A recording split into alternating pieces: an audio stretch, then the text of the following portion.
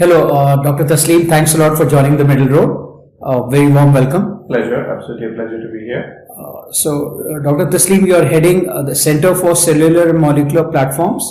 It's a major biotech incubator for deep science. As I understand, it's not say only a leading incubator in India, it's one of the leading incubators in Asia. You have done a fantastic job. You are also one of the few global accelerators outside North America and Europe for CARB-X, especially in AMR, which is antimicrobial resistance. Now, that's something fantastic you've done. You've done your PhD from Max Planck Institute of Brain Research, Germany, especially in neuroscience. Indeed, and that is one of the really keen topics which I need to talk about. Sure. You also worked in the US. You are in University of California, San Francisco. Yeah. So, Dr. Taslim, you're a major player in the startup industry in India. You're one of the identified incubators for Atal Innovation Center. Now, what made you come into this line? What was the journey? What was your dream when you came in? What was the vision when you came into this sector? So, then thank you for your kind words about CCAM. CCAM, which was set up in 2009 and 10 with a phenomenal support and conviction by Department of Biotechnology, Government India, to be an enabler, a catalyst for cutting edge research and deep science innovations across India for life sciences. And it was a very interesting but experimental model, because till then there haven't been places which actually, have a mandate of being an enabler and catalyst for something like that. If I may use the analogy, it's like being on a soccer field, but not necessarily play the role of a striker, which gets all the visibility. Rather, the role is more of a midfield player who actually enables the positioning of the soccer ball, which allows the striker to actually finally hit the goal, which is absolutely great. But in an ecosystem, you require different capabilities, and an enabler capability is very crucial, because just like as a catalyst can actually take whatever is available and make multiple out of it because of its dedicated catalytic activity. In science, we talk about that all the time. So CCAM was actually built on that vision. Now, when you look at it, this was a very interesting model, but largely it began with the process of, enabling aspect of research, where you take high-end technology platforms like microscopy, flow cytometry, genomics, structural biology. But around 2012-13, we actually realized that while there's a lot of excitement of building new innovations, there haven't been innovation hubs which can actually provide an integrated scientific guidance and business guidance together in a real deep manner for bio or life scientists or agri scientists to build their ventures. And around 12-13, we actually began that journey, and what I call it as, the beginning of CCAM 2.0, to actually take it to the next level.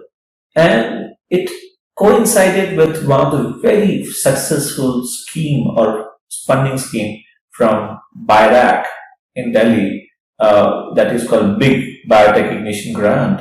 And I think what we look back, it has been phenomenal journey in the last 7 years, where now we have around not only 150 startups of our own under our portfolio.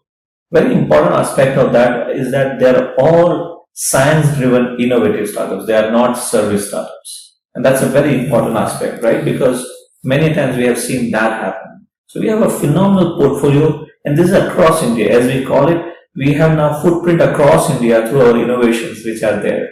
Our scale has gone beyond and well beyond what when we started. Yeah, this you talked about what you're doing. I also interviewed Dr. V. Premnath and understand how BIRAC is coming in. But you also have a fantastic venture with the Japanese venture, which we call it Beyond Next Ventures. Correct.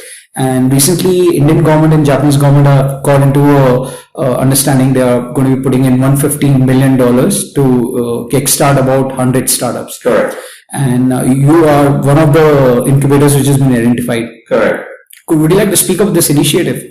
Surely, no, absolutely. We'll be very delighted. So, as we grew, in terms of, building innovative startups, we realized that the startups which are risky in nature require funding, which has a risk appetite, right? Which is a crucial aspect as we go forward. While government schemes allow them to build proof of concept, to scale up and take their risky innovative technologies to the next level, they require funding. And for that, we have begun partnerships with national and international funds who are looking to, put money in areas like biotech, agri, which are otherwise a risky long gestation area. But they say that we do not have the deep understanding of that area. So what we have done is that now we have collaborated with them where they come as an investment partner, we go as a knowledge partner, and we set up a virtual fund which allows, deep science funding at a higher level.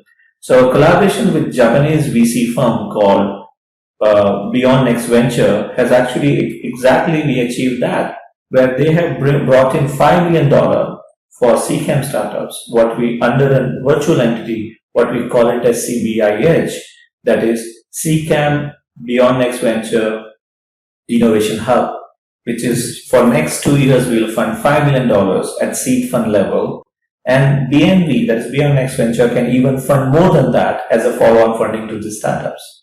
We are about to get 2 more such collaborations outcome of that, and I think this provides phenomenal opportunity for international funders who do not have local presence, but through the know-how partners like CCAM, who has the bandwidth, who has the know-how, they can move in quickly with good knowledge rather than reinventing the wheel themselves. And with Japan, as you rightly said, there is a lot of interest that is happening in Japan, and we are delighted we have done one good collaboration, and we might be able to do a few more, which at the end of the day will actually support Indian innovative startups to get the risk appetite based funding, which is an important thing. Yeah. Thanks. I mean, just to be here, a bit more clear. Yeah. Now, this is a seed fund. So there are 2 types of funding. One you get from the government, which is about 50 lakhs, right? And for which you don't have to give any equity. Correct.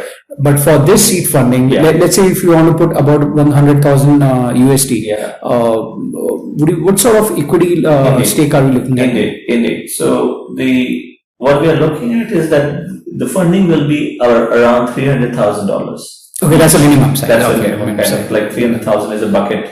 The size that we are looking at, which is significant in terms of Indian context, in terms of early seed funding, at least, right? Absolutely. Beyond which you can go for a higher funding and so on.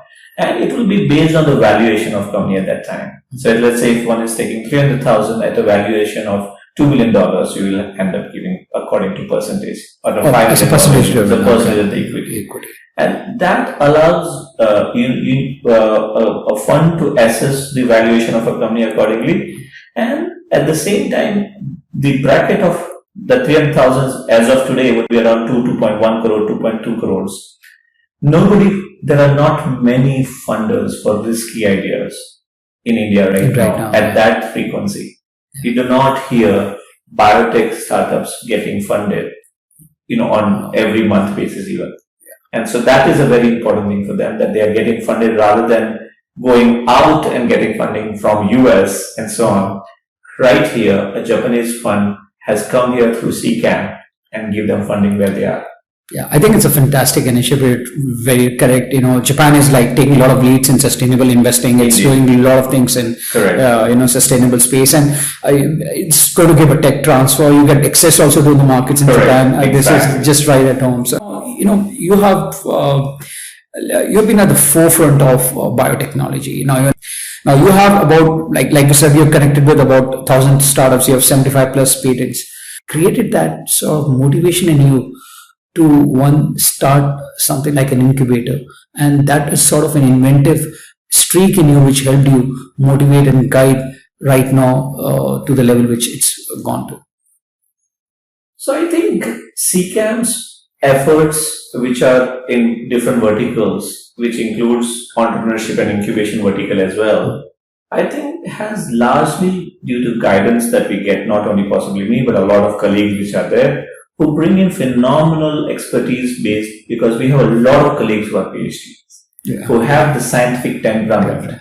We have a lot of other people from different funding agencies who are funding us.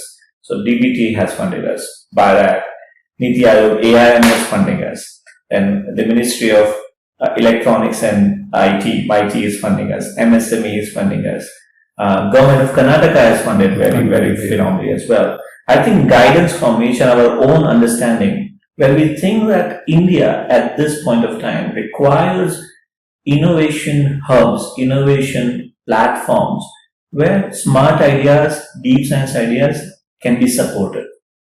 You need a place where you can go and talk deep science for innovation. And you need a place where people will be able to respond and reciprocate in terms of scientific language for innovation. And that has been a large missing, piece of the puzzle to innovate, right? You require that culture. And luckily, CCAM sits bang in the middle of Bangalore Life Sciences Cluster, which has National Center for Biological Sciences, Stem Cell Institute, and CCAM together we form Bangalore Life Sciences Cluster, which provides this environment, which has phenomenal expertise in terms of scientific expertise for now many years. And this is top-notch place to do any kind of science. And then if you build an innovation capabilities to that, it just adds to the larger outcome that we are all looking for. So, you rightly mentioned about biotech center. Now, Bangalore, I do presume, a biotech center in India, and you have like global centers in America. You have Oxford and Cambridge, which has come up so good in Europe. Now, what do you think could be? For example, you have got a lot of support from the government. Do you think a lot of support should come from the corporate sector? That's where the action should be more happening.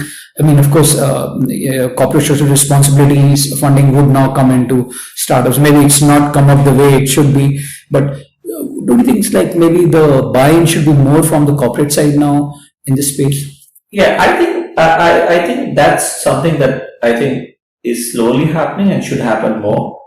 The reason that we require that is that I think, an effort to build long-term disruptive innovation from India would require a much more support than government support. And the sustainability of such efforts would depend on from which quarters you actually get support. So if you see internationally, in Europe, in other places, corporates actually support innovation hubs like CCAM significantly. They actually set up those and so on. I'm sure those things would happen in India, but actually it is slowly happening. It needs to kick a bit more because, places like CCAM, which are dedicated for scientific, innovations, require a little bit more than other places in terms of infrastructure, in terms of the risk that they can take with the funds and so on. And they need to become what one would call it as a center of excellence, which are top notch. The centers have to become a hub that these are the two places in India that you can go and build your scientific innovation. And to go to that scale, you will require that level of support as well. So I do hope, and I'm sure it will happen, that corporates take a step to promote those innovation hubs at a higher scale, so that what we want all of us in India to build long-term disruptive innovations for societal impact from India, for India and beyond can come. Otherwise, we will not be able to achieve that goal that easily. And what do you think could be enablers here, policy enablers, which like really gets a lot of people in the corporate sector going in? You think something would be done there? Some sort of subsidy initiative which could...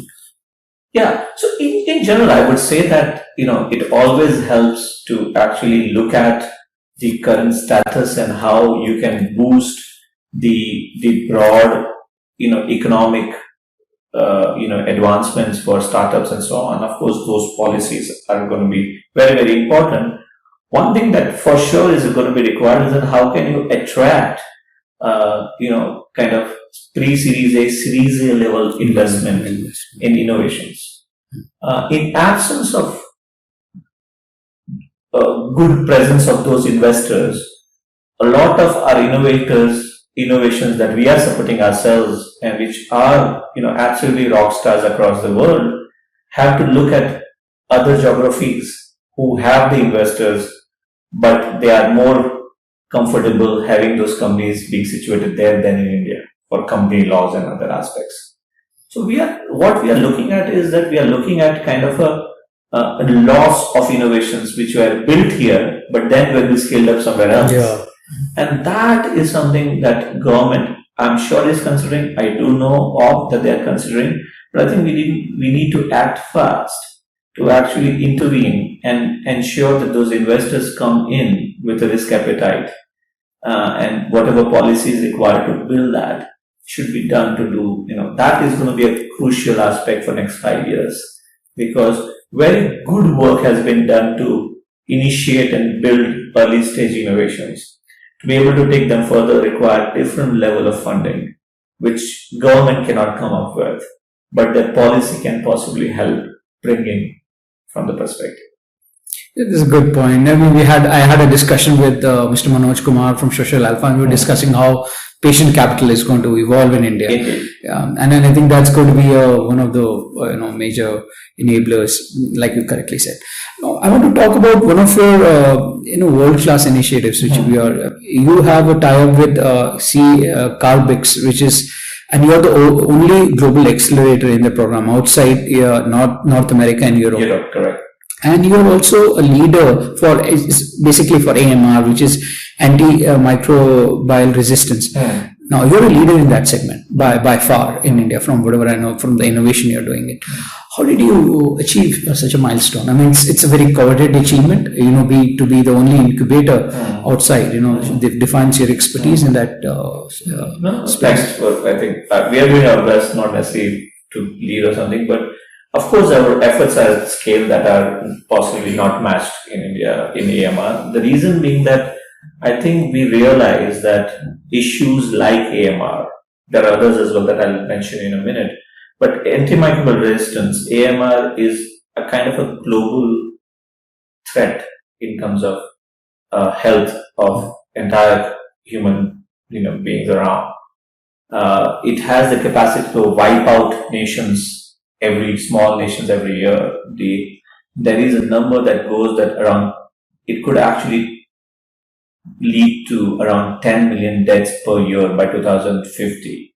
And that is a huge number. Think of it, at the one particular cause can actually lead to that. Understanding that, and more so in India, it is much bigger because of many reasons, like uncontrolled use of antibiotics for humans, for agri, for poultry, for animal husbandry, the release of pharmaceutical ingredients in rivers, lakes, many other things. Possibly, without a doubt, we do not even know what kind of ticking bomb we are sitting on. And so AMR is actually a huge issue, according to us. And I think we need to build solutions for our own problems. We cannot wait for the world to come and help us. And for that, you require somebody, people, community to come forward and build initiatives which can support those innovations. So we think these are nationally important, sectors that we think requires innovation, and we will build that. So AMR, that's why our efforts are huge in AMR. We are looking to build innovations for prevention of it. We are looking for innovations for early diagnosis. We are looking to build innovations for therapeutics purpose of that. And it requires much more than that, but that's why we actually made a dedicated effort to build an AMR vertical. Similarly, we realized there are issues in agri. Agri people are not seeing a lot of innovations, and there are farmers who are still struggling, and you know about the issue. So we have now dedicated effort there. We are adding 2 more this year. But the reason that we are doing it is that I think innovation hubs also need to be, understand that where are the needs for innovation, where does society need, right? And if once you have that, feel of it, once you understand it, and it's not, a raw but, well researched understanding of where things are, I think they can play a role of a guide, a nudger for innovations to be linked towards that, where you can build problem statements, where you can build issues and have best minds to see that if they can address those issues.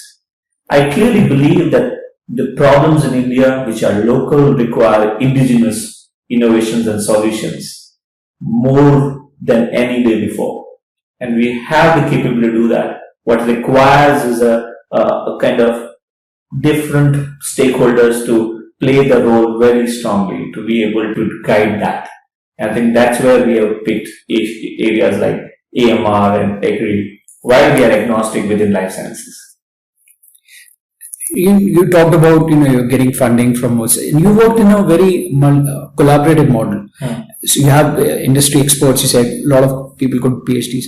So would you like to throw one, how you have evolved as a business model? Have you also got streams, although you're a non-profit, I'm sure you have your own cash flows going in where you could be, sustainable even without any grants.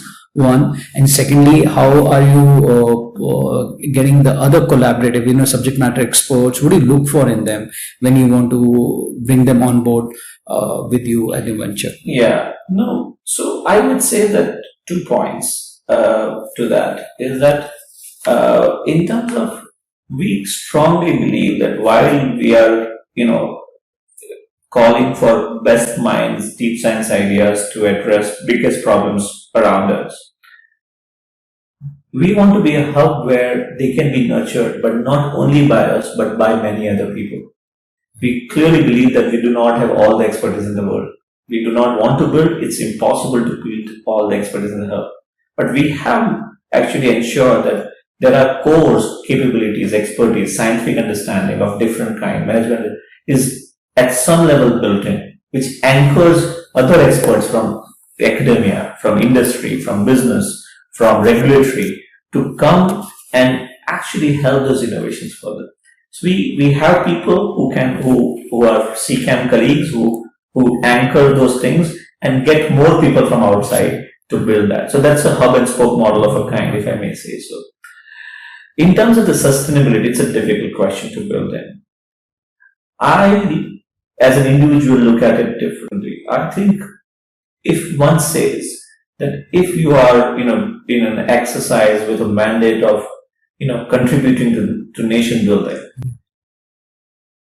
exercise and sustainability may be a tough, very tight road to walk. Yeah, very tight. Right, very tight. Very difficult. So you have to be able to actually do it smartly, where you can, work with government machineries where they are looking to intervene where the areas are required and have grants to do that. So, you work with them as partners and then enable those innovations which are going to build innovations for the nation and so on.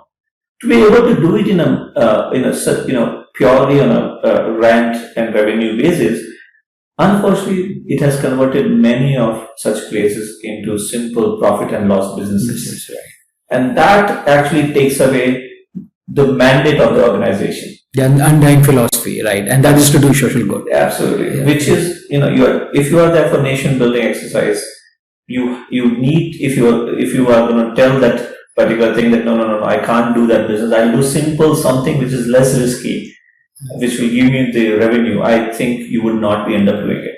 At CCAM, we strongly believe to support risky ideas, non-obvious ideas. And we can't keep doing that if we think, okay, what is my return from it? If it doesn't work, what's my return for it? So that is something that if I said exactly, we did have a risk appetite investor, we need to have a risky innovation hubs as well, who do not necessarily worry about the other way. And that's where the government support should be. If I say that the policy level support should be for risky investors, I think policy level support should be for innovation hubs as well, who are risky in nature, who are patient in nature, who want to take risks, who has philosophical mandate in front of them, and then work on that. I think they should be specified, they should be picked around the nation, 5 or 10, which are top notch, and they should be supported accordingly. Because I think you have to have a critical mass at one place to build innovation hubs. You cannot be everywhere. So that is another aspect that I could share. So, you're doing a lot of work in nation building, and I really love the word over nation building. That's a fantastic word to share. When you talk about deep science, and this word has come a long time, how would you describe deep science to somebody who's a layman? What would you say when you say deep science, life sciences? The deep science here, are you trying to talk it's like tough tech, or it's something like revolutionary so much? How would you define that? Yeah, no, absolutely. So I think it's kind of a tough tech, if I may use the word, which largely, which is the scientific understanding, which actually changes the way the new applications can be built. It's something deep science for me. The new scientific understanding, a new science that has not been used before, and makes disruptive change, disruptive innovation as an outcome rather than an incremental one. So I think deep science allows you to, bypass the incremental nature of the innovation and build disruptive aspects of it. And that's the strength of deep science. That's why we emphasize on deep science, because it has risk built into it. Because the more deep or more tough tech you go, you do not know whether it will work or not. But you have high risk, you have high reward and high impact. High impact and high return. Exactly. So this is where the philosophy is, that we actually want to look at that. Where we'll go more risky, we'll go more deep science, we will aim to have some of them more, come through and completely be a global leader, rather than being a lot of them being incremental in terms of the outcomes. And you have some, fantastic companies within your portfolio. There's a lot of talk. There are a lot of superstars. You of course have BugWorks, which is one of them. You have Seep 6, which energy, which is another one. You have CO Labs, Koyo Labs. So would you like to talk about any of them which is really making a change in social impact? I think a lot of companies have been very revolutionary, like you said, in deep science, and they have come out with new ways and in a much more simpler way, in the sense much more effective and cheaper way. Correct. Coming out with innovation. Yeah, no, absolutely. So I think we have started, as I mentioned, around 2012, 13, 14. So we are 7 years in the game and we have 150 innovations. But I think, to give an example of the ones which are already impacting lives, while we have several who has humongous potential to do that, I'll just take 3 different sectors and give you examples, because I can go on. I think many of my colleagues, all of us are so passionate that we can go on, but I think I'll just stick to 1 or 2 examples for each. So I'll start with healthcare, and you mentioned Koyo Labs. Koyo Labs has now a US FDA approved device, which actually intervenes and prevents from one of the most fatal ICU condition called ventilator-associated pneumonia. Now they have a device which is now being sold, which prevents the condition, which leads to very high number of deaths in ICU. Now think of this, to actually come out of right from Bangalore, and now being able to be sold internationally, where people, US FDA approved it, several others geographies are in the process of approved it. It is being sold in India. It is now installed in many settings in Bangalore. And where you start saving life. They have another product which is for early stage respiratory system for neonates, which are less than 30 days, very early stage of their life. And just to interrupt you, this is really good innovation, because India has huge number of deaths. Emerging mortality within, right? And any premature baby, right? When they are premature, more often than not, largely they have respiratory issue. They cannot breathe as well. And currently there are products in the market which are fairly expensive, because they are, based on, technologies which have been built long back. So Koyo again has built phenomenal device which brings down the cost of the machine, so that it can be now in rural settings, where neonatologist finally sends you a kind of a note with baby and saying that if we did not have your device, we would not have saved this baby. Now this is phenomenally gratifying for us at CCAM to be able to enable something like this. Right? Huge social impact. Huge, right? Yeah. Like you're saving exponentially, absolutely spot on. So I think that is something is disruptive, where you actually build, you see the need, you do not have an affordable device which can save neonates' life, which can actually move from a neonatal ICU to ambulance, which all that requirements has been taken care there, and so on. Then we have a company like C6 Energy, which is a product in market which has the ability to improve and increase the crop productivity by 50% for farmers compared to any of the current interventions. Again, you look at this now, your crop improvement, the Prime Minister talks about doubling farmers' income, and here we are already talking about 50% increase in the crop production. If I move from agriculture, if I go to environment, again, deep science has a role to play, where one of our company called String Bio is doing phenomenal work in converting methane gas, which is a global warming gas, which is causing huge issues in terms of environment, to convert that into what one would call it as so convert into value-added products for including peptides to proteins to non-human food. And they already have product in market, people are buying it and can go to agriculture and so on. So you took something which was bad for us and you converted using synthetic biology or microbes to something that could be used with value-added product across. And now, so you heard healthcare, agri and environment being actually impacted already by innovations from CCAM, and we have a few more examples. So we want to keep doing it because I think with more innovations, which are local problems, and think of it, all three of them were local problems. But do they have global implication? Yes. They're very scalable, so many countries they can do. Right. So those innovations done at the quality will also be as impactful even in sophisticated geographies. Yeah. Right? And that is something that India needs to do.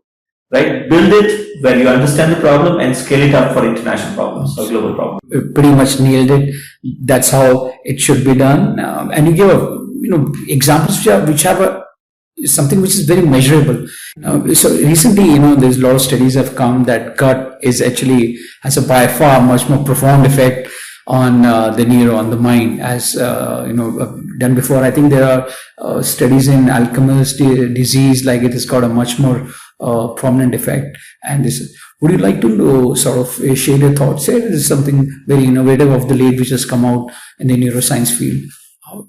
Yeah, I think I can just share what I have, seen also in publications and otherwise. I think there are several aspects which has come, including publications from India, where studies from different groups have indicated that the direct connect between gut microbiota and gut per se with the neurodegenerative disease, with Parkinson's or Alzheimer's, right? And I think these are very interesting understanding, but this is how we never thought that what would be the connection between that, but people have been able to see this. I'm sure more needs to be studied further to understand more about the entire system and how it goes. But that clearly suggests that many things, many aspects of our body do not work in isolation. There is somewhere a larger connection that happens between systems, and those systems cannot be seen in isolation, but can be seen as a holistic environment, and then can be approached to provide the support for that, right? That is something, the way we as we get to know more about our human physiology and understanding of science with it, I think that's where our exciting learning is coming from. And you thanks for shared a lot of time. Coming to the last question, we talked a lot about your work here.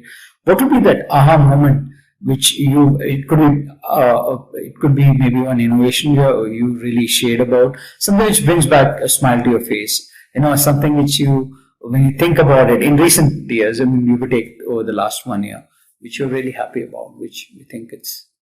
Sure. I think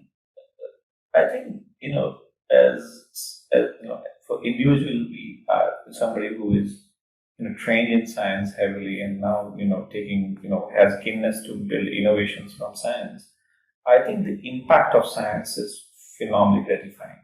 So if you actually see either of the innovations which actually start impacting lives, I think those are the real moments that you cherish, that actually go forward. So starting from devices that saves life in ICU, to neonates, to having farmers now ability to have a higher production of the crops, and so on are absolutely very, very exciting.